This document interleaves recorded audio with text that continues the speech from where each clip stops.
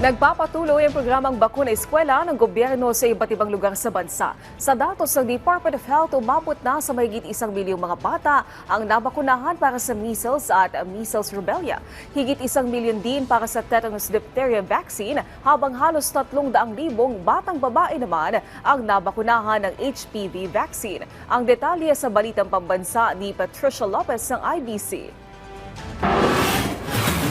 Sinamahan mismo ng hands-on mom na si Abigail ang kanyang 6 na taong gulang na anak para mapabakunahan ng para sa tigdas, rubella, diphtheria at tetanus sa Angelo Loyola Senior High School sa Cavite na bahagi ng Bakuna Eskwela ng Department of Health katuwang ang Department of Education. Importante may vaccine ng bata kasi lalo yung panahon ngayon, hindi tayo sure. Maraming sakit na lumalabas, may mga possibility na hindi natin alam kung ano yung virus na dadating. Kaya mas important na kumpleto yung bata sa vaccine para safe sila sa labas ng bahay. Importante din siya sa parent kasi mas less sa gastos kung hindi sila magkakasakit ng malala.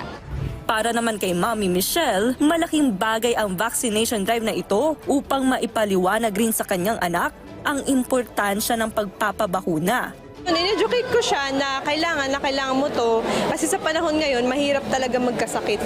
So ito, binigay ng government so para sa kalusugan nyo.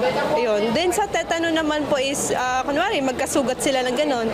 So hindi ganon kalala ang magiging epekto sa katawan nila. Yung measles, so yung tigdas, so napakahalaga po kasi talaga sa health nila yan. But just in case pag naka-outbreak, hindi sila matatamaan. Ipinaliwanag naman ng DOH ang mga posibleng adverse effect ng bakuna. After vaccination, yung karaniwan sinasabi natin, masakit yung site, maaaring magkalagnat, pwede rin kumate. Ang ating advice yan, bumalik po sa ating health center upang mabantayan. Ano po, at yan po naman, binibigyan naman natin pangkaraniwan ng ating mga paracetamol, para sa lagnat, at kung kailangan po, nakahanda po naman ng ating health facilities to provide services.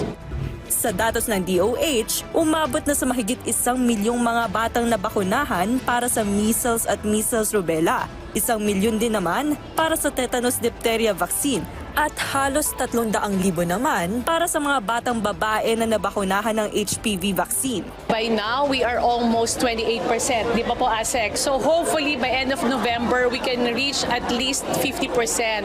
Umiikot naman po tayo at best effort po ang Department of Health and the DepEd to come up with a better percentage dun sa mga mababakunahan.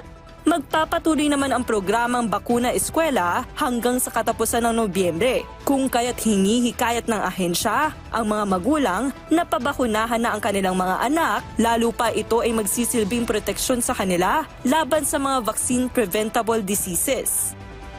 Mula sa IBC 13, Patricia Lopez para sa Balitang Pambansa.